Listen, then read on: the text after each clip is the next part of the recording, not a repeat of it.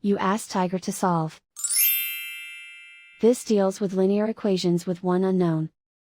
The final result is x equals 7. Let's solve it step by step. Simplify the expression. Simplify the arithmetic.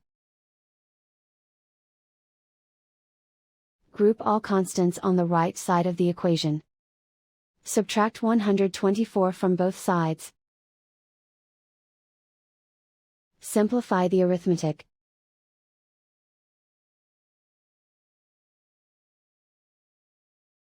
Isolate the x. Divide both sides by 8. Simplify the fraction. Find the greatest common factor of the numerator and denominator. Factor out and cancel the greatest common factor. And so the final result is x equals 7.